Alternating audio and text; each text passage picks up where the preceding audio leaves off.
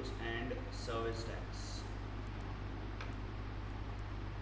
GST. ठीक है, सबसे पहले अगर मैं बात करूं कि जीएसटी जो है वो किस किस पर लगता है, नाम से पता चल रहा है, एक गुड्स पर लगता है और एक सर्विस पे लगता है। एक गुड्स पे लगता है और एक सर्विस पे लगता है। ठीक है, तो अगर आप माल बेचते हो तो आपको जीएसटी कस्टमर से लेना पड़ेगा, और अगर आप सर्विस देते हो तो भी आपको जीएसटी कस्टमर से लेना पड़ेगा। ठीक है, सर्विस देने का मतलब क्या हो गया, जैसे मैं आपको पढ़ा रहा हूँ, ये सर्विस ही है। डॉक्टर क्या देता है, सर्विस देता है। इंजीनियर क्या देते हैं, सर्विस देते हैं। आप समझ रहे हैं, जो प्रोडक्ट नहीं बेचते, सेवाएं देते हैं, वो सर्विसेज होती है। ठीक है, तो सर्विस के ऊपर और गुड्स के ऊपर क्या लगता है, जीएसटी। अब बात ये आती है, क्या जीएसटी हमारे पूरे भारत में एप्लीकेबल है? Answer is yes. जीएसटी जो है वो पूरे भारत में एप्लीकेबल है, इंक्लूडिंग जम्मू एंड कश्मीर, लद्दाख, सब जगह। ठीक है, जम्मू कश्मीर में भी जीएसटी क्या है, एप्लीकेबल है। अगर आप जम्मू कश्मीर में माल बेचते हैं या जम्मू कश्मीर का व्यक्ति बाहर माल बेचता है तो उसे कस्टमर से क्या कलेक्ट करना होगा, जीएसटी कलेक्ट करना होगा, और किससे चुकाना होगा, भारत सरकार को चुकाना होगा। ठीक है, यहाँ तक जीएसटी को 3 पार्ट्स में बांटा गया है। कितने पार्ट्स में, 3 पार्ट्स में।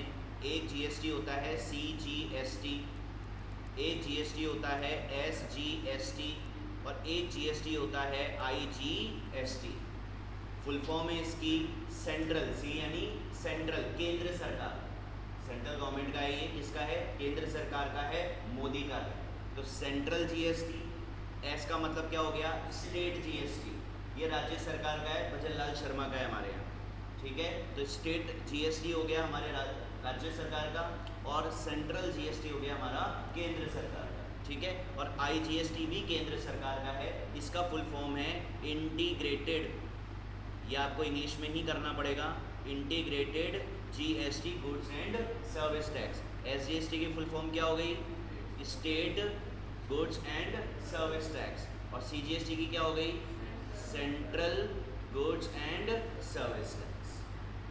ठीक है, अब बात करते हैं कि ये कब कब लगता है, तो ध्यान से सुने। सीजीएसटी और एसजीएसटी हमेशा साथ साथ ही आएंगे, सीजीएसटी और एसजीएसटी हमेशा साथ साथ आएंगे। पति पत्नी है, माता पिता हैं, ठीक है, साथ साथ आएंगे। यानी कि अगर सीजीएसटी आ गया तो इसके साथ आप एसजीएसटी भी लगाओगे, और अगर एसजीएसटी आ गया तो इसके साथ आप सीजीएसटी भी लगाओगे। अब बात आती है ये लगता कब है। और दूसरी बात, अगर सीजीएसटी एसजीएसटी लग गया तो फिर कौन सा जीएसटी नहीं लगेगा, आईजीएसटी। और अगर आईजीएसटी लग गया तो फिर क्या नहीं लगेगा, सीजीएसटी और एसजीएसटी। तो या तो ये लगते हैं या फिर आईजीएसटी लगता है। अब बात आती है ये कब लगते हैं, तो उस पर भी चर्चा करते हैं। ये लगते हैं जब आप अपना माल या अपनी सेवा, गुड्स या सर्विस राज्य के अंदर देते हैं। किसके अंदर, अपने राज्य के अंदर। जैसे कि मेरा व्यापार, मेरा बिजनेस कहाँ पर है, जयपुर में। कहाँ पर है, जयपुर में। तो कौन सा राज्य हो गया, कौन सा स्टेट हो गया, राजस्थान। अब मैं राजस्थान में ही अगर माल बेचूंगा, अगर मैं राजस्थान में ही माल बेचूंगा, राजस्थान में पूरा राजस्थान आ गया, यानी जयपुर से आप कोटा बेच लो, जयपुर से जोधपुर, बीकानेर, अजमेर, ठीक है, जो भी, जहाँ पर भी पूरे राजस्थान में आप कहीं पर भी माल बेचेंगे तो आपको क्या देना पड़ेगा, कस्टमर से क्या कलेक्ट करना पड़ेगा आपको, सीजीएसटी और एसजीएसटी। तो ये दोनों कब लगते हैं, जब माल या सेवा, सर्विस कहाँ दे रही है, अपने राज्य के अंदर, जहाँ आपका बिजनेस है उसी राज्य में, जहाँ आपका बिजनेस है उसी राज्य में। और आईजीएसटी लगता है जब राज्य के बाहर बेचा जाए। आईजीएसटी कब लगेगा, जब राज्य के बाहर बेचा जाएगा। तो जैसे मान लो मेरा फ़ोन का बिजनेस है, तो फ़ोन अगर मैं राजस्थान में बेच रहा हूँ तो फिर मैं जो कस्टमर से कलेक्ट करूँगा वो 2 जीएसटी कलेक्ट करूँगा। कौन कौन से, सीजीएसटी और एसजीएसटी। और वही फ़ोन अगर मैं बाहर, राजस्थान के बाहर, दिल्ली, पंजाब, हरियाणा, उत्तर प्रदेश, यहाँ बेचता हूँ तो फिर क्या लगेगा, आईजीएसटी लगेगा। तो आईजीएसटी लगता है राज्य के बाहर, और राज्य के अंदर लगता है सीजीएसटी और एसजीएसटी। ठीक है, तो इसमें लिखेंगे, लिखते चले मेरे साथ साथ, लिखें, पहले ये नोट कर लें।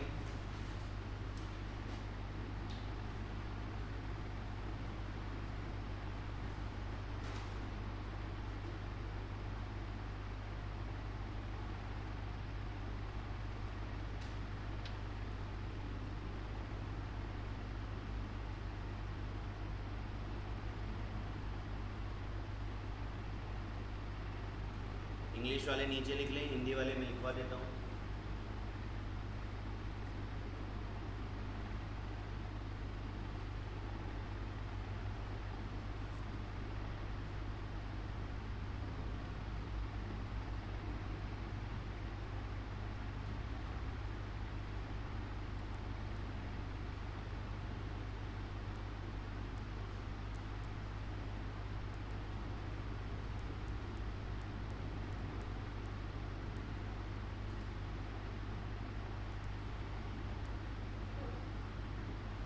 लिखिए हिंदी में। अगर माल और सेवाएं CGST और SGST के नीचे लिखें, CGST और SGST के नीचे लिखें हिंदी मीडियम वाले। अगर माल और सेवाएं राज्य के अंदर दी जाए, अगर माल और सेवाएं राज्य के अंदर दी जाए, राज्य के अंदर दी जाए तो CGST और SGST लगेगा। राज्य के अंदर दी जाए तो CGST और SGST लगेगा।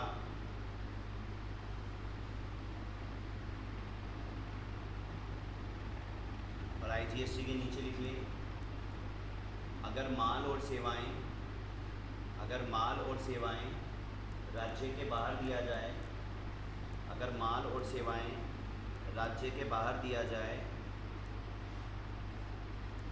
राज्य के बाहर दिया जाए तो IGST लगेगा, तो IGST लगेगा।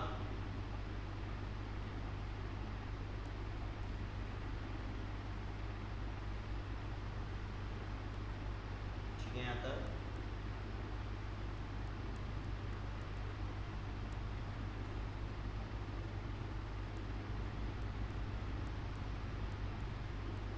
हाँ जी, आप एक एग्जाम्पल करते हैं, समझते हैं। कोई रमेश है, उसने माल बेचा सुरेश को, और सुरेश ने माल बेचा मुकेश को। रमेश ने किसको माल बेचा? सुरेश को। सुरेश ने किसको माल बेचा? मुकेश को। बहुत अच्छे समझना है इस एग्जाम्पल को, इससे आपको GST क्लियर हो जाए। रमेश जो है, इसने जो सुरेश को माल बेचा, मान लेता हूँ जो माल बेचा, जो गुड्स बेचा, माल यानी गुड्स, वो 10 लाख का बेचा, ठीक है। और उसके ऊपर GST भी लगाई। क्यों लगाई? क्योंकि जो रमेश है वो GST में क्या है? रजिस्टर्ड है। GST में क्या है? रजिस्टर्ड, यानी GST का नंबर ले रखा है। अब GST में जो रजिस्टर्ड है रमेश, वो जयपुर में है, यानी कि इसका व्यापार, इसका बिजनेस कहाँ पर है? जयपुर में। जो सुरेश है वो भी GST में रजिस्टर्ड है, जो सुरेश है वो भी GST में क्या है? रजिस्टर्ड है। और इसका जो व्यापार है वो व्यापार मान लेते हैं कहाँ पर है? दिल्ली में। कहाँ पर है? दिल्ली में। और जो मुकेश है वो भी GST में रजिस्टर्ड है, GST में ही रजिस्टर्ड है। और इसका व्यापार भी मैं मान लेता हूँ कहाँ पर है? दिल्ली में। यानी कि रमेश का बिजनेस कहाँ पर है? जयपुर में, सुरेश का दिल्ली में, और मुकेश का भी दिल्ली में। और तीनों कहाँ रजिस्टर्ड हैं? GST में रजिस्टर्ड है। तो रमेश ने सुरेश को माल बेचा 10 लाख रुपए का, उस पे GST इसको लगाना था, वो लगाना था मान लेते हैं 12%। मैं आपको ये भी बता दूं, जो GST की रेट्स हैं, GST अलग अलग प्रोडक्ट पे अलग अलग लगता है। फ़ोन पे GST की रेट अलग है, ठीक है, कंप्यूटर पे GST की रेट अलग है, फर्नीचर आप खरीदने जाएंगे उस पे GST की रेट अलग है, कपड़े खरीदने जाएंगे उस पे GST की रेट अलग है, शूज़ या पर्स खरीदने जाएंगे उस पे GST की रेट अलग है, प्रोडक्ट वाइज GST की रेट अलग अलग है। ये आपको याद नहीं करनी, ये तो आप जिसकी भी अकाउंटिंग करने जाएंगे वो पता होगा आपको कि उस पर्टिकुलर प्रोडक्ट पे जिसकी आप अकाउंटिंग करने जा रहे हैं वो क्या बेचता है और इस पर क्या GST चल रहा है। तो GST वैसे इन्होंने जो डाला हुआ है वो 0% है, 5% है, 12% है, 18% है, 28%। जो GST की रेट है अलग अलग प्रोडक्ट पे, कुछ प्रोडक्ट पे 5 है, कुछ प्रोडक्ट पे 12 है, कुछ प्रोडक्ट पे 18 है, कुछ प्रोडक्ट पे 28 है।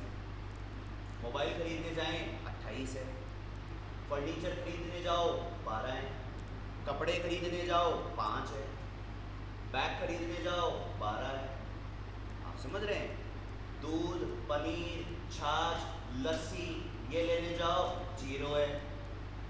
दूध पे, पनीर पे, छाछ पे, लस्सी पे जीएसटी नहीं, तो उस पे क्या है? 0% है। आप समझ रहे हैं? लेकिन इन्होंने पनीर को अलग तरीके से बता रखा है कि पनीर अगर खुला है, खुला पनीर होता है ना, गए उसने काटा, तोला और ले आए, वहाँ जीएसटी नहीं है। लेकिन वही पनीर आप अमूल का खाओ और किसी का खाओ, लेकिन ब्रांडेड पनीर पर जीएसटी है, ब्रांडेड पनीर पर जीएसटी है। आटा, आप गेहूं लो, गेहूं को पिसाने जाओ और गेहूं को पिसा के ले आओ, खुला आटा जिसे बोलते हैं, जीएसटी नहीं है। लेकिन वही आटा लक्ष्मी भोग का खाओ, जीएसटी है। आप समझ रहे हैं? तो कुछ प्रोडक्ट पे जीएसटी की रेट अलग है और कुछ प्रोडक्ट पे जीएसटी की रेट अलग है, वो आपको याद नहीं करना है, उसका कोई सेंस नहीं। हमें तो बिल से देख के एंट्री करनी होती है, तो वो बिल पे लिखा होता है, और हमें बिल अगर बनाना भी है तो पता है कि हम किसी कपड़े के दुकान पर हैं, तो वो आपको कहीं ना कहीं पुराना बिल दिख ही जाता है और वो पता चल जाता है कि जीएसटी क्या चल रहा है। ठीक है, यहाँ पर आ रही है बात समझ में? और ये जो सर्विस सेक्टर वाले लोग हैं, सर्विस सेक्टर तो समझ गए ना, जो सेवाएं देते हैं, जो सर्विस देते हैं, जैसे कि मैं आपको क्या दे रहा हूँ? सर्विस को प्रोडक्ट थोड़ी दे रहा हूँ, सर्विस ही दे रहा हूँ ना। डॉक्टर इलाज करता है, क्या देता है? सर्विस देता है। फैशन डिज़ाइनर वो आपकी कपड़ों की डिज़ाइन करता है, आपको डिज़ाइन करता है, तो वो भी क्या दे रहा है? सर्विस दे रहा है। इंजीनियर क्या देते हैं? सर्विस देते हैं। सीए क्या देता है? सर्विस देता है। एडवोकेट क्या देते हैं? सर्विस देते हैं। इन लोगों पर एक ही रेट है 18%। इन लोगों पर एक ही रेट है, कितनी? 18%। तो सर्विस वालों को जीएसटी 18% से ही कस्टमर से लेनी होती है और 18% ही भारत सरकार को देनी होती है। आ रही है यहाँ तक बात समझ में? ठीक है, धीरे धीरे याद होगी, जैसे टैली धीरे धीरे याद हो रहा है, ये भी धीरे धीरे याद होगी। ठीक है, अच्छा वापस लौटता हूँ मैं यहाँ पर। तो मैं ये मान रहा हूँ कि रमेश जो सुरेश को माल बेच रहा है, जो भी माल बेच रहा है, उस पर जीएसटी की रेट कितनी है? 12% मान रहे हैं। ठीक है, अब आता है कि सुरेश मुकेश को जो माल दे रहा है, वो दे रहा है, मान लेते हैं 15 लाख रुपए का, और उस पर जीएसटी की रेट भी कितनी है? 12% ही है, 12%। यानी जो भी माल बेच रहे हैं उसमें जीएसटी की रेट 12%। अब आराम से धैर्यपूर्वक समझो, बिल कौन बनाता है? ये मैंने आपको बताया था, बेचने वाला, जाहिर सी बात है। बिल कौन बनाएगा? बेचने वाला, सेलर बनाएगा, सेल करने वाला बनाएगा। तो सेलर यहाँ कौन कौन है? रमेश है और सुरेश है। मुकेश भी सेलर होता, लेकिन मुकेश ने आगे बेचा नहीं। आ रही यहाँ तक? तो अब जब रमेश सुरेश को माल बेचेगा, तो ये रमेश क्या बनाएगा? एक बिल बनाएगा। ये रहा साहब बिल,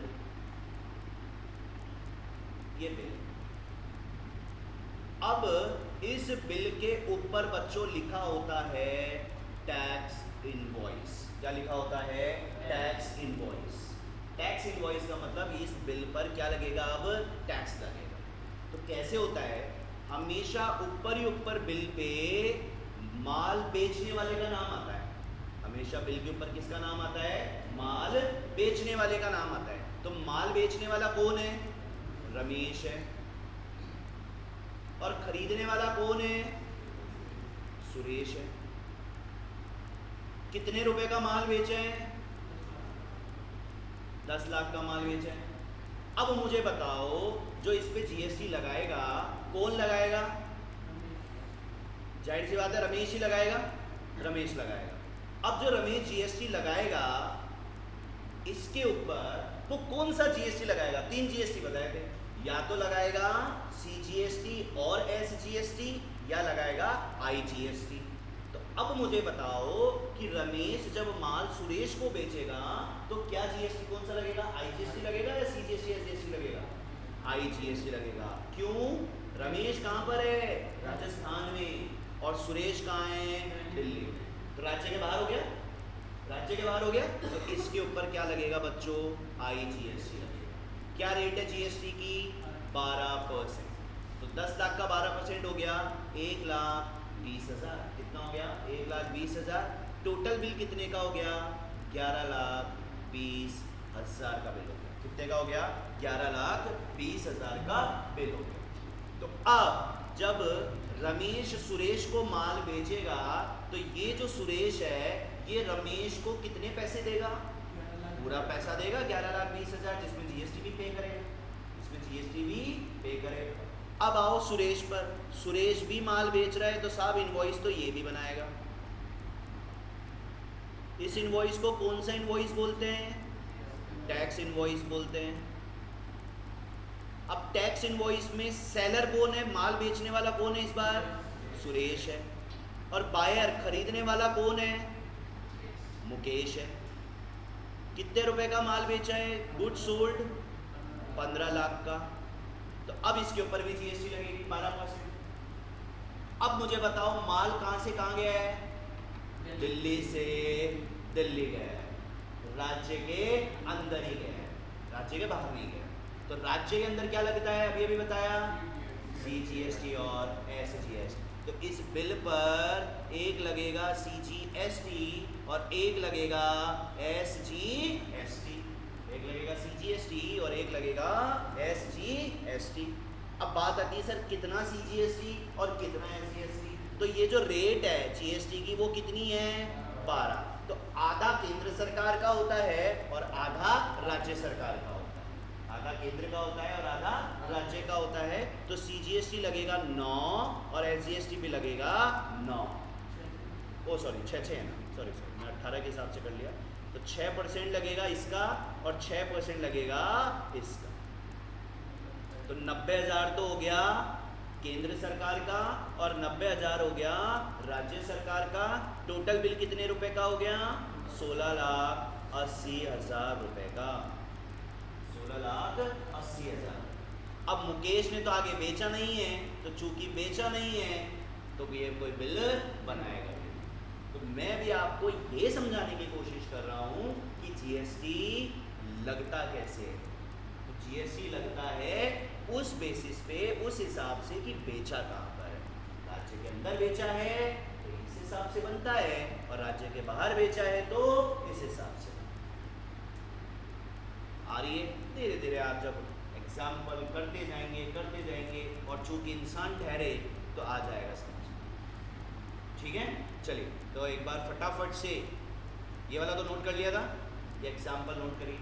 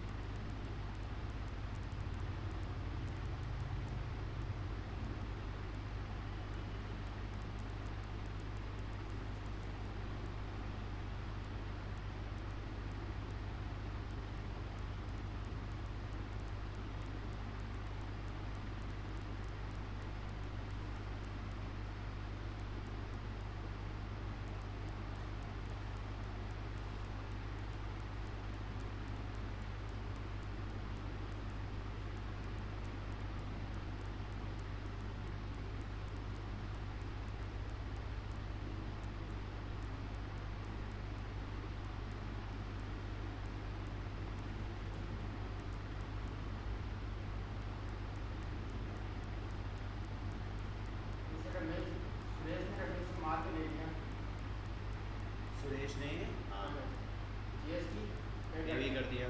अब सुरेश मुकेश को बिना जीएसटी माल बेच रहा है, ऐसा हो ही नहीं सकता, बेच रहा है तो गलत कर रहा है।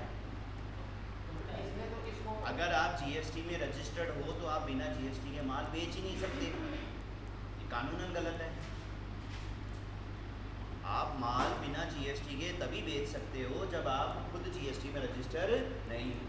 अगर आप जीएसटी में रजिस्टर हो तो बिना जीएसटी के आप माल नहीं बेच सकते, ये कानूनन अपराध है। हाँ, कानूनन अपराध है ये। सुरेश को जवाबदेही हो जाएगी कि सुरेश साहब पीछे से तो माल खरीद रहे हो, आगे चूंकि बेच नहीं रहे हो, क्योंकि बिना जीएसटी के बेच रहे हो तो भारत सरकार के पास तो रिकॉर्ड गया ही नहीं। तो सुरेश से पूछेगी भारत सरकार कि बेटा जो तू खरीद रहा है वो जाता है। तुम समझो होता क्या है, जैसे मान लो फॉर एग्जाम्पल मैं हूँ, मेरा बिजनेस है, आप समझ, तो क्या है कि हर कोई ये चाहता है कि टैक्स भी बचे, है ना। अब मैं आपको एक एग्जाम्पल लेता हूँ, मेरी जो कंपनी है वो जीएसटी में रजिस्टर्ड है, मेरी जो कंपनी है वो जीएसटी में रजिस्टर्ड है, तो कायदे से मैं जो आपसे फीस ले रहा हूँ उसके ऊपर मुझे क्या लेना है, मतलब आपसे क्या लेना चाहिए, जीएसटी लेना चाहिए, समझना क्या लेना चाहिए, जीएसटी। तो अगर मान लो फॉर एग्जांपल 5000 में आपसे फीस लूँ, उसके ऊपर चूंकि मैं सर्विस सेक्टर में हूँ, तो अभी मैंने सर्विस में तो जीएसटी की रेट कितनी है 18, तो 18% कितना हो गया 900 रुपये। तो मुझे कायदे से आपसे कितने पैसे लेने चाहिए 5900, लेकिन 5900 आप दोगे नहीं, आप तो कितने दोगे 5 ही दोगे, क्योंकि 900 ज़्यादा देने का आपको तो कोई फ़ायदा है नहीं।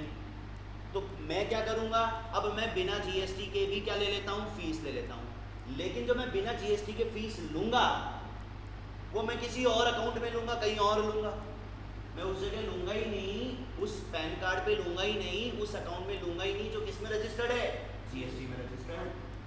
अब आप दुकानों पे जाते हो, सारे दुकानदार जीएसटी में रजिस्टर्ड है, ये सामने जितने भी आपको फर्नीचर वाले दिख रहे हैं, अपने कालवा रोड पे बहुत है, तो जितने भी फर्नीचर वाले हैं ये सब जीएसटी में रजिस्टर्ड है। लेकिन आप इनसे अभी एक चेयर खरीदने जाओ तो ये चेयर बोलेंगे 1000 रुपये और 1000 रुपये में आपको दे देंगे, ना कोई बिल लेंगे ना कोई जीएसटी लेंगे, क्यों भाई जीएसटी में तो रजिस्टर्ड है ना। तो ये लोग दोनों तरीके से काम करते हैं, ये आपको कहेंगे अच्छा पक्का बिल चाहिए तो ला 1000 रुपये पे जीएसटी दे दे, तेरे को पक्का बिल दे दूंगा। अब हम कस्टमर क्या करते हैं, ज़्यादा पैसा देना नहीं चाहते, तो हम क्या बोलते हैं, फ्रेंड दे तेरे बिल को, क्या करूँगा मैं बिल का, मैं वो तो कुर्सी चाहिए चेयर चाहिए, दे दे 1000 में दे दे, 1000 में ले आऊँगा। आप समझ रहे हैं, तो वो जो कुर्सी 1000 रुपये में इसने मुझे दी बिना जीएसटी के, वो खरीदी भी इसने बिना जीएसटी की है किसी से, वो खरीदी भी किसी से बिना जीएसटी की। तो ये जितने भी व्यापारी यहाँ काम करते हैं ये 1 नंबर में भी काम करते हैं और 2 नंबर में भी करते हैं। 1 नंबर में खरीदते भी हैं, 1 नंबर में बेचते भी हैं, और 2 नंबर में खरीदते भी हैं और 2 नंबर में बेचते भी हैं, क्योंकि कस्टमर हर तरीके का आता है। ठीक है, ये धीरे धीरे जब आप मार्केट में जाके अकाउंटिंग करोगे तब आप समझोगे, झोल है बहुत झोल है ना, आएंगे धीरे धीरे आएंगे इस पर। अब एक एग्जांपल और दूँ, आप लोग करिएगा, लिखिए एक एग्जांपल।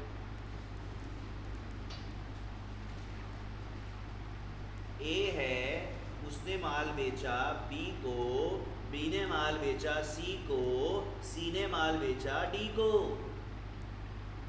ठीक है, ए ने बी को माल बेचा, गुड्स सोल्ड किया, गुड्स 5 लाख रुपए का और जीएसटी है 5%। बी ने सी को सर्विस दी है, सर्विस 10 लाख की, और इस पर जीएसटी है 18%। सी ने डी को गुड्स बेचा, गुड्स कितने का 4 लाख का, और इस पे जीएसटी 12%। जो ए है वो जीएसटी में रजिस्टर्ड है इन गुजरात, गुजरात का आदमी है। जो बी है वो भी जीएसटी में रजिस्टर्ड है इन गुजरात। जो सी है वो जीएसटी में रजिस्टर्ड है इन दिल्ली, और जो डी है वो जीएसटी में रजिस्टर्ड है इन दिल्ली। बिल बनाओ, बिल बनाओ।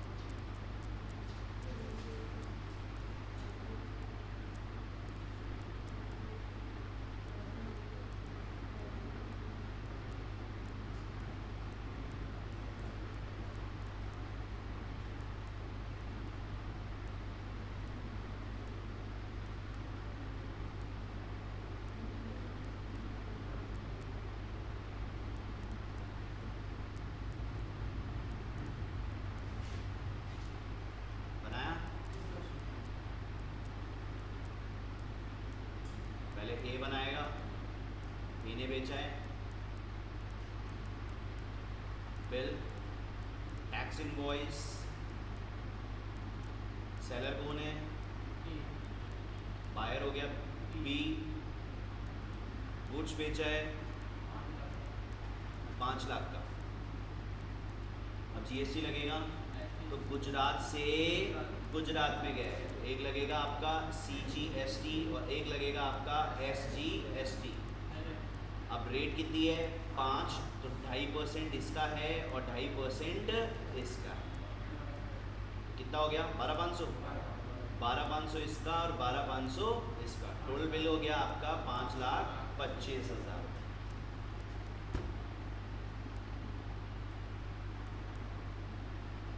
अब आओ आप बी पर,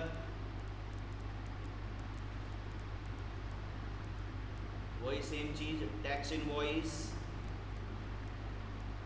यहाँ बेचने वाला है बी और खरीदने वाला है सी। अब इस बार सर्विस दी है कितने रुपए की 10 लाख। सर्विस कहाँ से कहाँ है, गुजरात से दिल्ली, राज्य अलग हो गया, स्टेट अलग हो गया, क्या लगेगा IGST, किस रेट से 18%, 1,80,000, ये हो गया 11,80,000। फिर आ जाओ आप सी पर,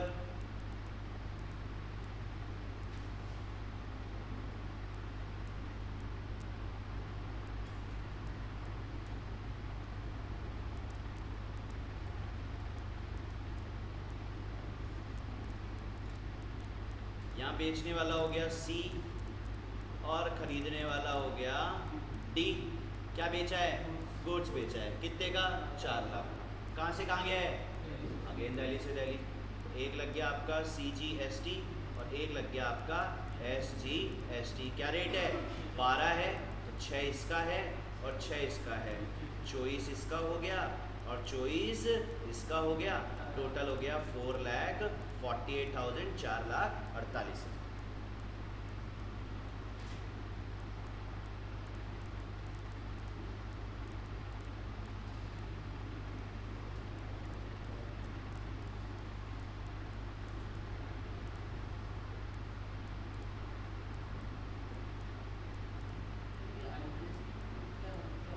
इंटीग्रेटेड GST केंद्र सरकार का होता है,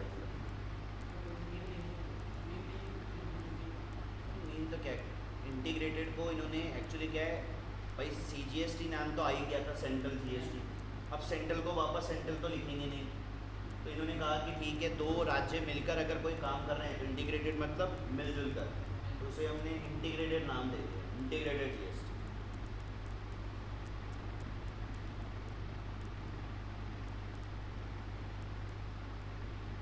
ठीक है, अभी तो ये तो बिल बनाना सीखा है अपन ने, अभी तो इसमें ये भी सीखेंगे कि कौन कितना टैक्स देगा, ए कितना देगा, बी कितना देगा, सी कितना देगा और डी कितना देगा। सुने,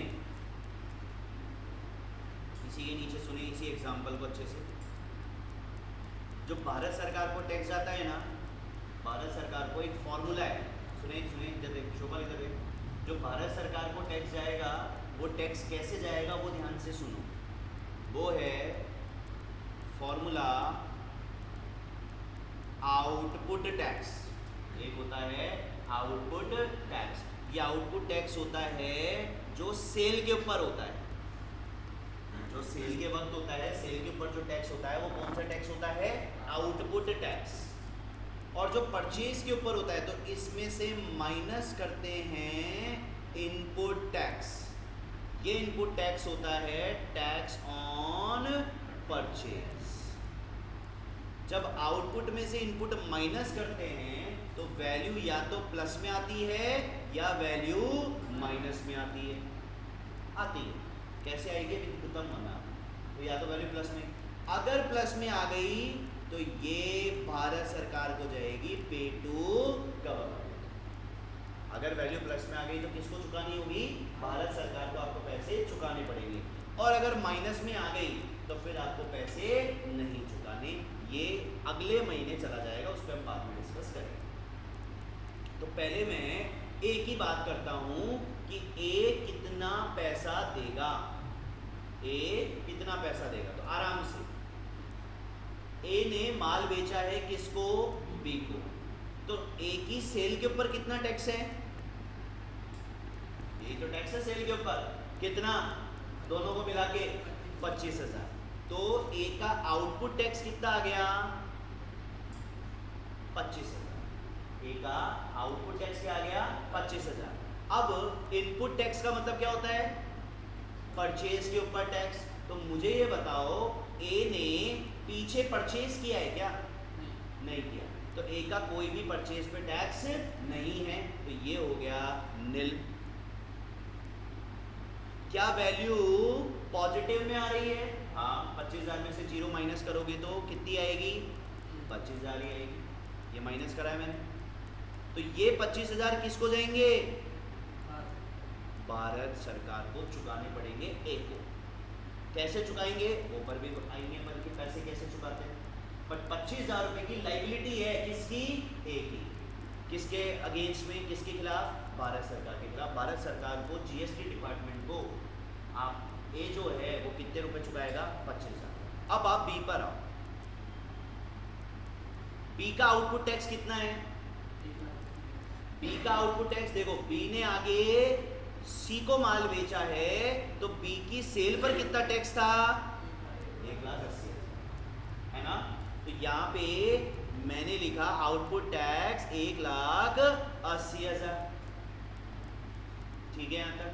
अब क्या बी का, मैं बी की निकाल रहा हूँ, क्या बी का इनपुट टैक्स है, क्या है, बी ने किससे माल खरीदा है, ए से, तो बी ने ए से जब माल खरीदा तो कितना टैक्स दिया था, 25,000, यही तो पेमेंट किया था टैक्स का।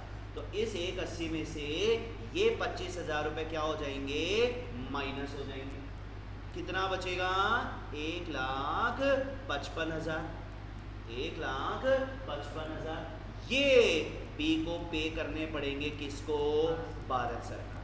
अब आप सोच के देखो एक बार, जब बी सी से सेल के वक्त 1,80,000 रुपए का जीएसटी ले लेता है, ये जीएसटी तो बी का है ही नहीं, जीएसटी तो किसका है, भारत सरकार का है, किसका है, भारत सरकार का। तो जब बी सी से 1,80,000 रुपए लेता है तो भारत सरकार बोलती है बी 1,80,000 दे, मेरा जीएसटी दे तू। तो पता है बी क्या बोलता है, हाँ सर 1,80,000 आपका है, आपको ही दूंगा, लेकिन मैं भी तो पीछे टैक्स चुका कर आ रहा हूँ उसी माल पे, जो माल मैंने आगे बेचा है वो माल मैंने पीछे खरीदा है, वही तो बेचा है, तो जो पीछे खरीदा है उस पर भी तो टैक्स देकर आ रहा हूँ, और उस पर कितना टैक्स देकर आ रहा हूँ, बी कितना टैक्स दे रहा है उसी माल पे, 25,000 देकर। तो बी क्या कहेगा, 1,80 मैंने लिए और उसी माल पे मैंने पीछे कितना टैक्स दे दिया, 25,000। तो 25,000 तो मैं ऑलरेडी दे चुका हूँ ना आपको, तो जो मैंने आपको 25,000 दिया था ए को, आपने ले तो लिया ए से वो 25,000, बार बार थोड़ी लोगे, मैंने नहीं दिया, लेकिन मेरे पीछे मेरे जिससे माल खरीदा था उसने दे तो दिया आपको टैक्स उसी माल पे। आ रही है ना, इसको आप इस तरीके से समझो, नहीं समझ में आ रहा है तो रट लो, आउटपुट माइनस इनपुट, आगे की सेल पर टैक्स लो और पीछे के टैक्स को माइनस करो।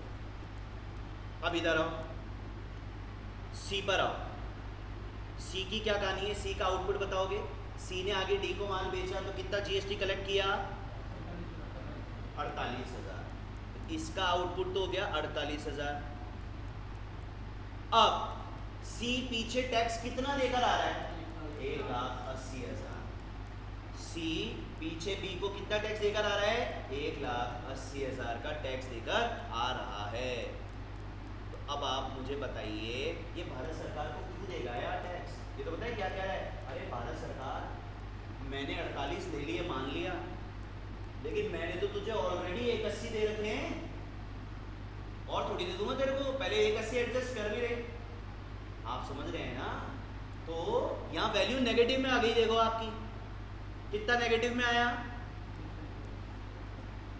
1,38 नहीं 1,32, 1,32,000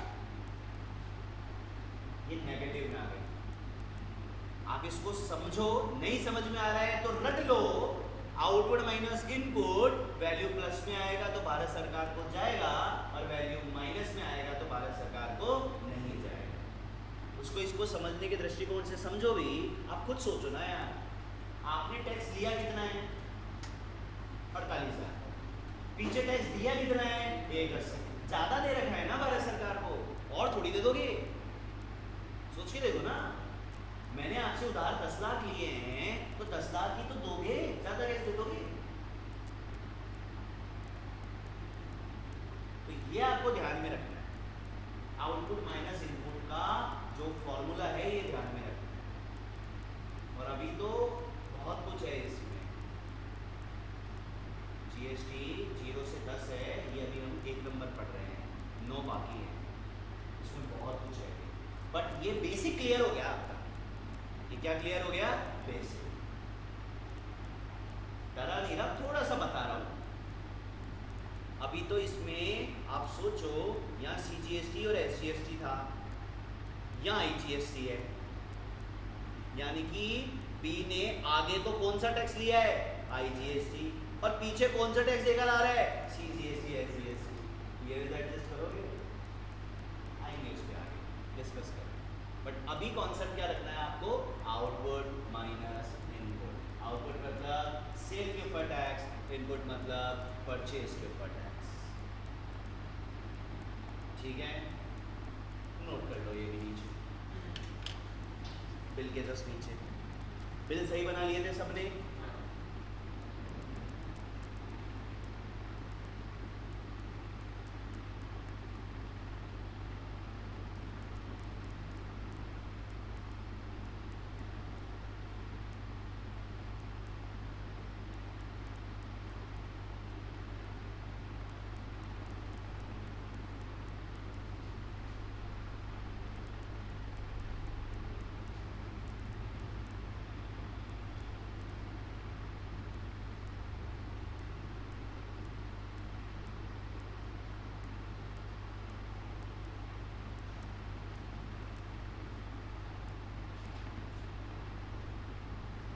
सिस्टम पे बैठा